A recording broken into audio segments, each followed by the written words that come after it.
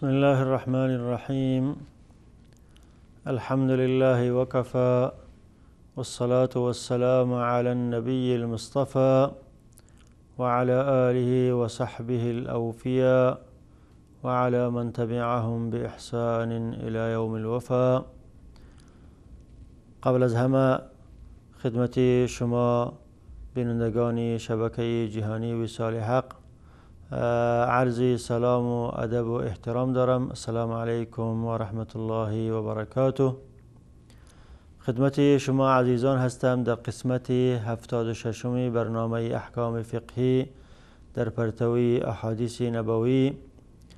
این قسمتی از برنامه ما هم به ادامه چند قسمتی گذشته در مورد احکام امامت و احکام نمازهای جماعت هست که در 3-4 قسمت گذشته در مورد فضیلت نماز جماعت و فواید و ثمرات نماز جماعت و همچنین در مورد حکم نماز جماعت و در مورد اینکه متابعت امام واجب است و در مورد حکم خواندن نمازهای نفلی با جماعت و احکام دیگری از احکام این باب را در روشنایی احادیث رسول اکرم صلی الله علیه و سلم خدمت شما عزیزان در چند قسمت گذشته عرض و بیان کرده بودم و در این قسمت هم به ادامه قسمتی گذشته در مورد اینکه کی حق اولویت امامت را دارد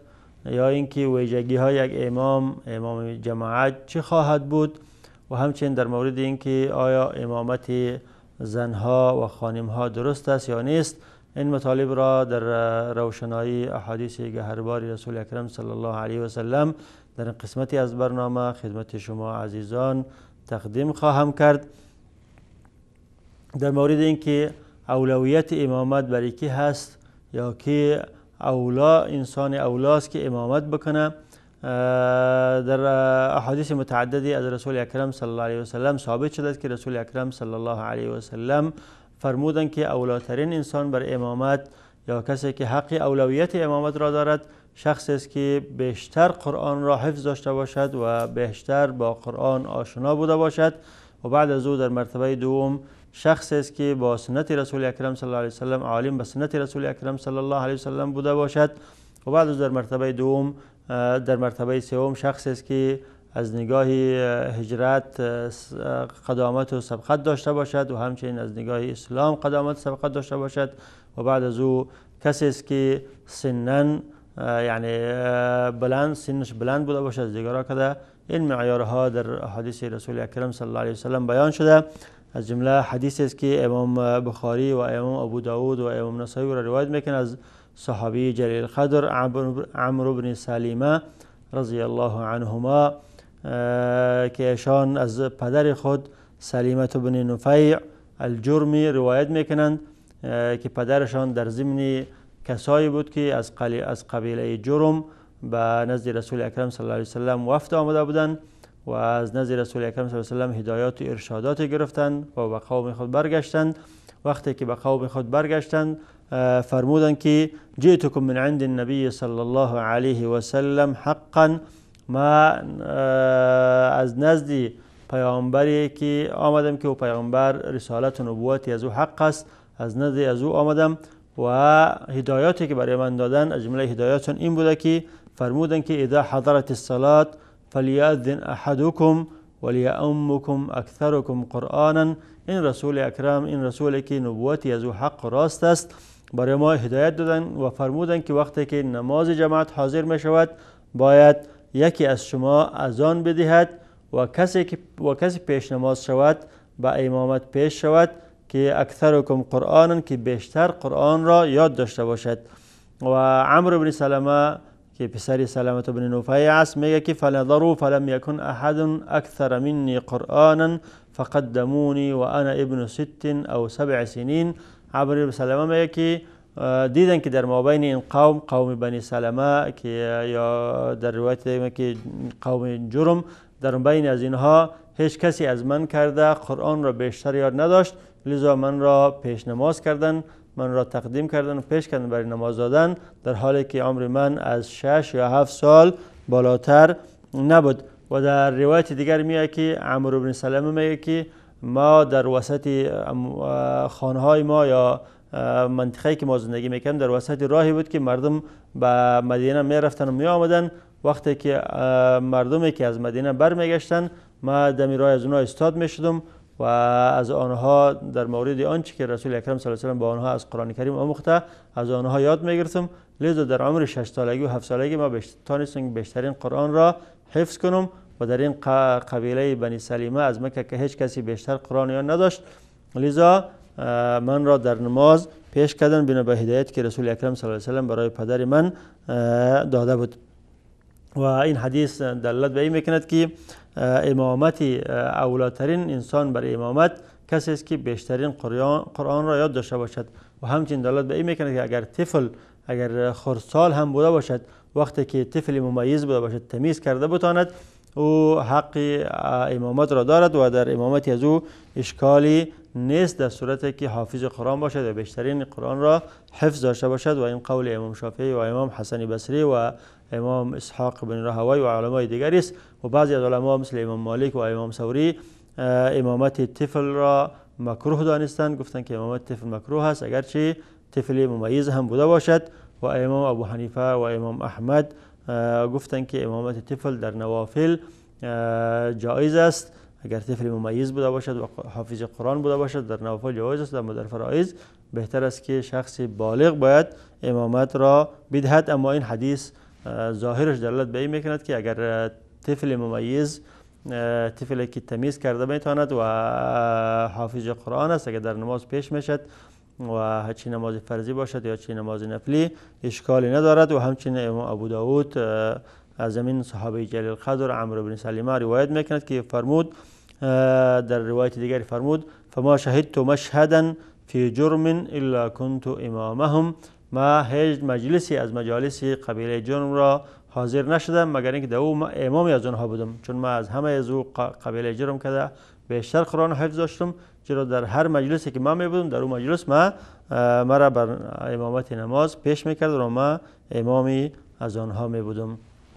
و حدیث دیگری هم از رسول اکرم صلی الله علیه و سلم در این مورد ثابت است. از جمله حدیث است که امام مسلم رحمت الله علیه از ابو مسعود عقبه بن عمرو روایت میکند که رسول اکرم صلی الله علیه و سلم فرمودند یا ام القوم اکثرهم اقرأهم لکتاب الله فإن كانوا في القراءة سواء فأعلمهم بالسنة. باید امامت بدهد مردم را کسی که بیشتر قرآن کریم را یاد دارد، کسی که بیشتر قرآن کریم را حفظ دارد، خوبتر حفظ دارد، هم از نگاه تجوید هم از نگاه حفظ قرآن کریم را بیشتر یاد دارد. اگر در یاد داشتن قرآن کریم برابر بودند، پس کسی پیش شود که داناتر به سنت بوده باشد. یعنی حق اولویت برای کسی است که حافظ قرآن بوده باشد. اگر دو امام برابر شد که هر دو حافظ قرآن است، دیده شود که کدامش بیشتر علم سنت را بیشتر دارد، علم فقه و علوم دینی در نزد او بیشتر است، باز او حق اولویت را دارد. فإن كانوا في السنة سواء فأقدمهم هجرة. اگر چند نفری بوده باشد که هم قرآن را حافظ بوده باشند و هم علم حدیث را داشته باشند، پس دیده می شود که کدامش سبقت و قدامت در هجرت دارد، پیشتر هجرت کرده، سبقت و قدامت در هجرت دارد، او در نماز پیش کرده می شود. فإن كانوا في الهجرة سواء فأقدمهم سنا. پس اگر در هجرت هم برابر، اگر چند نفری بوده باشد که حافظ قرآن هم بوده باشند و عالم به سنت هم بوده باشند و در هجرت هم سبقت کرده باشند، پس دیده می شود که سنی کدامش بلندتر است. کسی که سنش بلندتر است او در نماز پیش می شود و او حق اولویت در نماز را دارد. بعد از او رسول اکرم صلی الله علیه و آله فرمودند که ولا یؤمن الرجل فی سلطانه.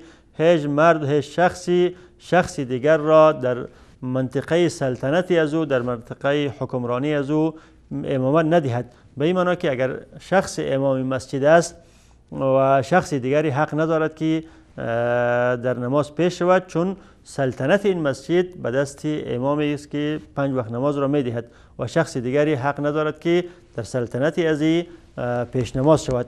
و همچنین شخصی یک مجموعه از اشخاص خانه کسی مهمان میروند، حق سلطنت در خانه از صاحب خانه است. مهمان ها حق ندارند که در نماز پیش نماز شوند الا اینکه صاحب خانه برای از اونها اجازه بدهد. یا اینکه والی و حاکم یک شهر صاحب سلطنت در او شهر است، دیگه مردم حق امامت هم از امو والی و حاکم است. یا اینکه کسی که والی و حاکم برای او اجازه میدهد یا او را امام تعیین میکند. و همچنین پادشاه و همچنین قاضی هر یک در سلطنت خود حق امامت را دارد و کسی ندارد که کسی دیگه حق ندارد که امامت را از او سلب کند مگر اینکه خودی از او شخص سلطان یا حاکم برای از او اجازه بدهد یا اون را برای امامت تعیین کند. بعد از رسول اکرم صلی الله علیه و سلم فرمودند که ولا یقعد فی بیته علی تکرمته الا باذنه. کسی که خانه کسی که مهمان میرود از آداب من مهمانی امیست که در جایی که برای شخص برای صاحب خانه فرشی که برای صاحب خانه انوار شده حق نداره که در بالای اون فرش بنشیند مگر با اجازه صاحب خانه.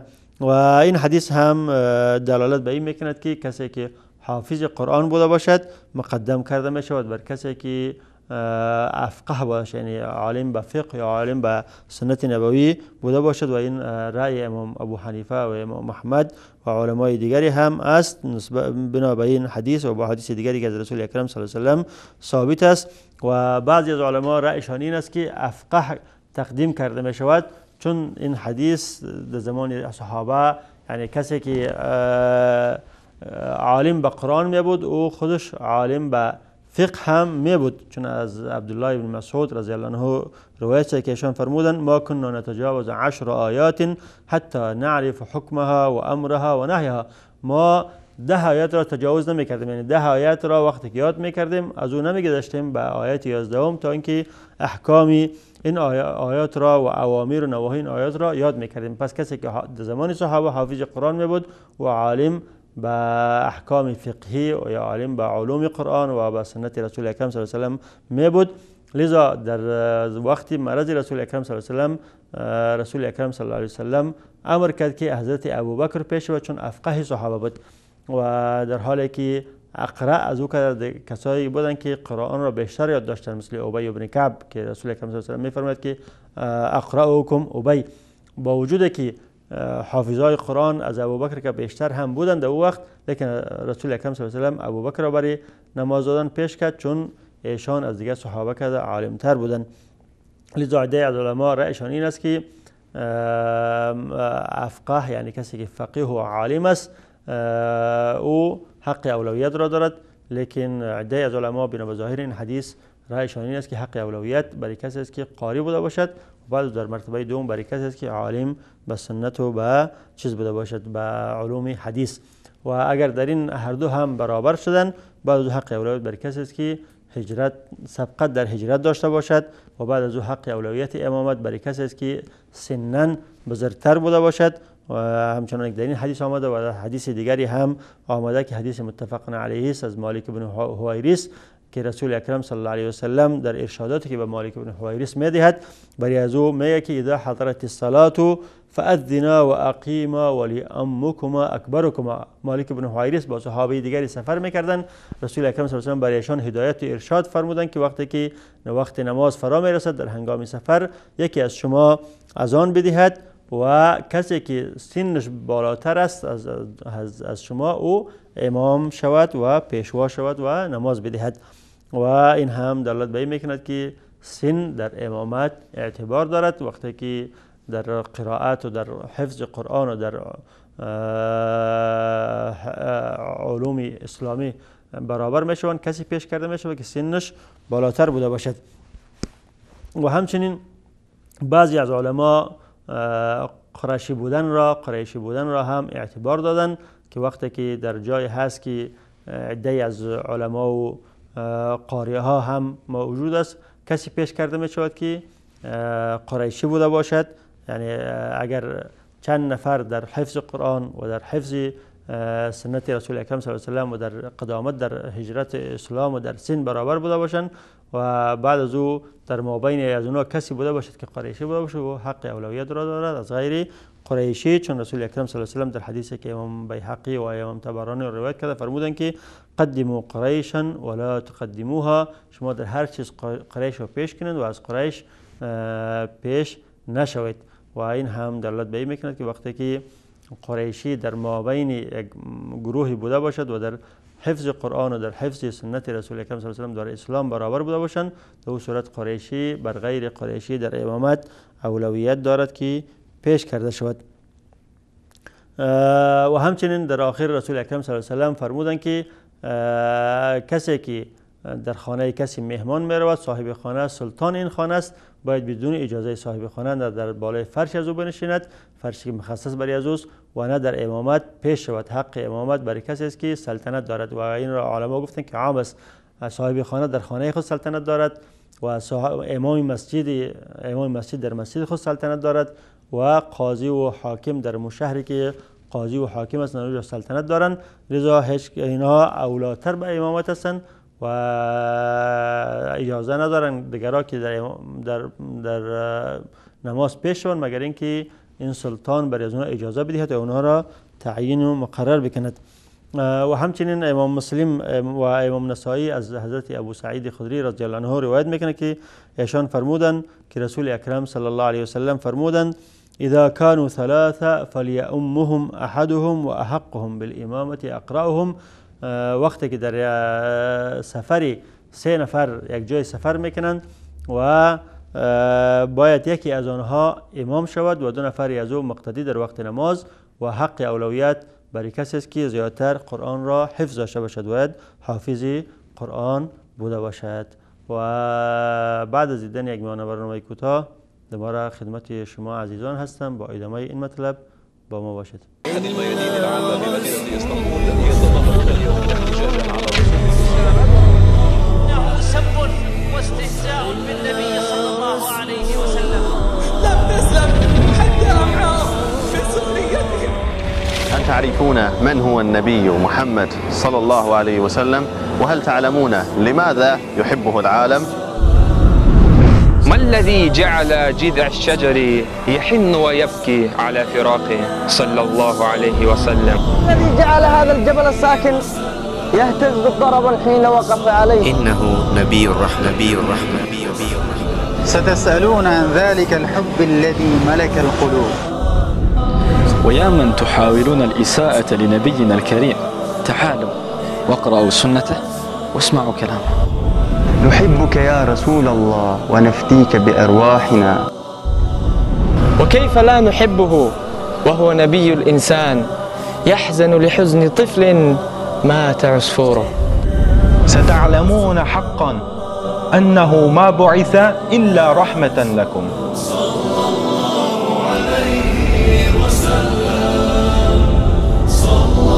صلى الله عليه وسلم.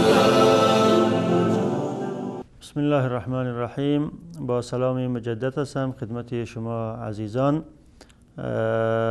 گفتم در قسمت اول این برنامه که بنا به احادیثی که از رسول اکرم صلی الله علیه و سلم ثابت است حق اولویت امامت را کسی دارد که حافظ قرآن بوده باشد و بعد از او کسی که عالم به سنت بوده باشد و بعد از او کسی که در اسلام و همچنین در هجرت قدامت و سبقت داشته باشد و بعد از او کسی که سنن کلان بوده باشد. و بنا به احادیثی که از رسول اکرم صلی الله علیه و همچنان ثابت است علما بعضی اشخاص را امامت بعضی اشخاص را مکروه پنداشتند. از جمله گفتند که امامت کسی که در خواندن قرآن کریم غیر سوره فاتحه لحن داشته باشد. اگر ما کسی که در خواندن سوره فاتحه لحن داشته باشد، سوره فاتحه را صحیح خواندن نتواند، او شخص امامتش اصلا درست نیست، ناجایز است.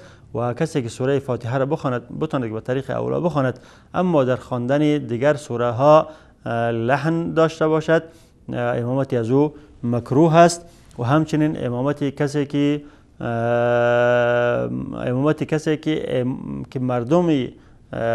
مردمی که پشتی از او نماز میخوان او را خوش نداشته باشند و از امامت از او راضی نباشند، امامت از او هم مکروه است. چون در حدیثی که امام ابن ماجه رحمت الله علیه را روایت میکنه، رسول اکرم صلی الله علیه و سلم فرمودند ثلاثة لا ترفع صلاتهم فوق رؤوسهم شبرا، سه طایفه و سه گروه است یا سه اشخاص است که نمازهای از آنها از سرشان مقدار یک بلیست هم بالا نمی رود، یعنی قبول درگاه الهی نمی شود. و از جمله از آنها فرمودند که یکی این است که و رجل اما قوما و هم له کارهون، شخصی که امامت بدهد یک قومی را که اونها از امامت از او ناراض هستند، از او خوش نیستند، پس امامی که مقتدیای از او خوش نباشند، امامت اون امام مکروه است و افضل است که خود از او امامت استعفا کند.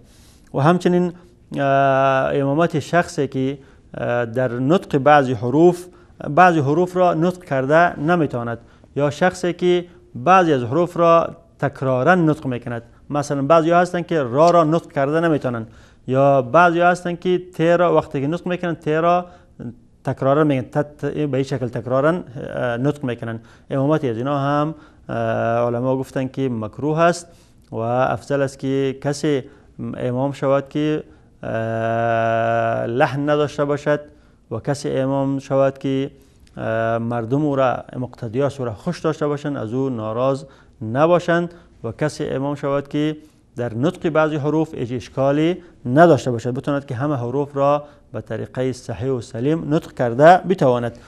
و بعضی از امامت بعضی ها حرام و ناجایز است، از جمله امامت زن یا خانم. در مورد امامت خانم ها موضوع اول این است که آیا خانم ها امامت کرده برای دیگر خانم ها امامت کرده میتونن یا نمیتونن، یعنی آیا زن خانم حق از را دارد که یک جماعی از زنها را جمع کنه برای اونها امامت بدهد؟ این مطلب در احادیثی از رسول اکرم صلی الله علیه و سلم ثابت شده، از صحابه کرام ثابت شده، از جمله حدیثی که امام بیهقی و امام شافعی روایت میکنند و سندش همچنان که امام نووی میگه سندش حسن است، که از ام المؤمنین عایشه صدیقه و همچنین ام المؤمنین ام سلمه امتا نساء فقامتا فی وسطهن. ام المؤمنین حضرت عایشه و ام المؤمنین حضرت ام سلمه یک مجموعه از زنها را امامت دادند و در وسط آنها استاد شدند. پس بنابراین حدیث عده از علما از جمله امام اوزاعی و امام شافعی و امام احمد رأیشان این است که زنها میتونند که دیگر زنها را امامت بدهند، به شرطی که امام از دیگر مقتدیای خود جلو استاد نمیشه، پیش رو استاد نمیشه، بلکه در وسط آنها استاد میشود. و بعضی از علمای اصحاب رأی امام ابو حنیفه و یارانی از او گفتند که مکروه است و افضل است که زنها منفرد نماز بخوانند، ضرور است که جماعت بکنند، مکروه است که امامشان زن بوده باشد. و بعضی از علما امام شعبی و امام نخعی و امام قتاده رأیشان این است که فقط در فرائض میتونن که در نوافل، در نمازهای نفلی مثل نماز تراویح میتونه که زن امام دیگر زنها بوده باشد، اما در فرائض نمیتواند، چون این حدیث عایشه و ام المؤمنین ام سلمه هم دلالت به این میکنه که آنها در نماز شب یا در نماز قیام اللیل دیگر زنها را نماز دادن، نماز فرضی نبوده بلکه نماز نفلی بوده. و بعضی از علما هم امام مالک و علمای دیگر رأیشان است که اصلا امامت زن به هیچ صورت جواز نداره، نمیتواند که زن دیگر زنها را امامت بدهد و همچنین نمیتواند که مردها را امامت بدهد. و در مورد امامت زن بر مردها، یعنی در میتواند که زن امام مردها شود، این با اتفاق جمهور علمای مذاهب اربعه و علمای دیگر و همچنین فقهای سبعه و امام احمد در روایتی و ائمه ثلاثه همه رأیشان این است که زن حق امامت را ندارد. امامت زن برای مردها حرام و ناجایز است و دلیل گرفتن به احادیثی که از رسول اکرم صلی الله علیه و سلم وارد شده، از جمله حدیثی که رسول اکرم صلی الله علیه و سلم فرمودند لن یفلح قوم ولو امرهم امرأه، قومی که این حدیث را صحیح بخاری روایت میکند که قومی که امر خود را یا ولی خود زنی را بگردانند، امام و پیشوای خود زنی را بگردانند، اون قوم هرگز راهیاب و راستگار نمیشوند و امامت هم یکی از امور است که امور ولایتی است که ولایت یعنی امام ولی می باشه و لذا امامت زن گفتن درست نیست. و همچنین حدیث جابر که حضرت ابن ماجه رحمت الله علیه روایت میکنند که حضرت جابر رضی الله عنه فرمودند خطبنا رسول الله صلی الله علیه و سلم فقال لا تؤمن امرأة رجلا. رسول اکرم صلی الله علیه و سلم به ما خطبه داد و در ضمن خطبه خود فرمودند که هیچ مردی پیشوای زنی نگردد، هیچ زنی امامتی مردی را ندهد. و همچنین حدیثی که امام طبرانی در معجم کبیر روایت کرده که رسول اکرم صلی الله علیه و سلم فرمودند اخروهن من حیث اخرهن الله. همچنانه که همیشه الله متعال زنها را در مؤخره ذکر کرده، اول مردها را ذکر میکنه بعد زنها را ذکر میکنه. در تمام احکام شما هم اونها را تأخیر بدهید، یعنی اونها در نماز حق ندارن که پیش شوند، بلکه مقام و جایشان در صفوف پشت سر است. حتی در صفهای اول هم حق ایستاد شدن را ندارند، جای باید که در امامت مردها را بدهند. و احادیث دیگری هم در این مورد از رسول اکرم صلی الله علیه و سلم وارد است. لذا جمهور علما رأیشان این است که امامت زن برای مردها حرام و ناجایز است و بعضی از علما، عده قلیل از علما را جواز دانستند بنا به حدیثی که از ام ورقه روایت شده، امام ابو داود را روایت میکنه و همچنین امام ابن خزیمه که نبی صلی الله علیه و سلم امرها ان تؤم اهل دارها. ام ورقه را رسول اکرم صلی الله علیه و سلم امر کرد که اهل دار خود را امامت بدهند. و در روایت دیگر میگه که اهل دارش عبارت از یک غلام و یک شیخ کبیر و همچنین یک جاریه که 3 نفر بودن، یک شیخ کبیر بود و یک غلام بود و یک کنیز بود. رسول اکرم صلی الله علیه و سلم ام ورقه را امر کردند که این 6 شخص را امامت بدهد و جمهور علما گفتن که این خاص به ام ورقه بوده و این عموم نداره. و همچنین بعضی‌ها گفتن که این در روایت دیگری آمده که اینها اهل داری از او فقط زنها بودن، در مابین از اونها شیخ کبیر و غلام نبوده، فقط چند نفر از زن بودن. لذا رسول اکرم صلی الله علیه و سلم به ام ورقه امر داد که آنها را نماز جماعت بدهد. و همچنین نماز دادن مرد برای زنها، یعنی اگر مقتدی ها هم از زن بوده باشند فقط امام مرد بوده باشه، این جواز داره یا نداره؟ این مطلب در حدیثی که امام طبرانی را از حضرت ابی بن کعب رضی الله عنه روایت میکند این ثابت شده. و همچنین روایت های دیگری هم هست که ایشان فرمودند یا رسول الله عملت اللیل عملا. حضرت ابی بن کعب خدمت رسول اکرم صلی الله علیه و سلم حاضر شدند و فرمودند که من این شب یک کاری کردم. قال و ما هو؟ رسول اکرم صلی الله علیه و سلم فرمودند که اون کاری کردی چی بود؟ فرمودند که نسوة معی فی الدار قلنا انک تقرأ ولا نقرأ فصلی بنا. در خانه یک تعدادی از زنها بودند و برای ما گفتند که تو حافظ قرآن هستی و ما حافظ قرآن نیستیم، برای ما نماز بوده. فصلیت 8 والوتر. ما 8 رکعت نماز تهجد را به همراه ویتر با جماعت به ایشان خواندم. من پیشوا و پیش نماز شدم و ایشان زنهایی که با من در خانه بودن مقتدی شدن و ما با آنها نماز دادم. بعد از او در آخر حدیث میگه که فسکت النبی صلی الله علیه و سلم. من حکایت را به رسول اکرم صلی الله علیه و سلم عرض کردم و رسول اکرم صلی الله علیه و سلم سکوت کردند و سکوت رسول اکرم صلی الله علیه و سلم تقریر رسول اکرم صلی الله علیه و سلم است و دلالت به این میکند که رسول اکرم صلی الله علیه و سلم این کار را جواز دادند. پس در مورد امامت زن خلاصه کلام این است که جمهور علما رأیشان این است که زن با زنها امامت کرده میتواند، خاصتا در نمازهای نفلی و تراویح به شرطی که در وسطشان ایستاد می شود. و همچنین جمهور علما رأیشان این است که جماعت دادن یا امام شدن زن برای مردها حرام و ناجایز است. زن حق امامت را برای مردها ندارد. و همچنین در مورد اینکه مرد برای یک مجموعه از زنها نماز جماعت بده این درست است یا نیست، این هم رأی جمهور علما این است که درست است. اگر امام تنها یک مرد بوده باشد و مقتدی از یک مجموعه از زنها بوده باشد اشکالی ندارد. و در اینجا وقت برنامه ما به پایان میرسد. تا قسمت آینده با شما خداحافظی میکنم. السلام علیکم و رحمت الله و برکاته.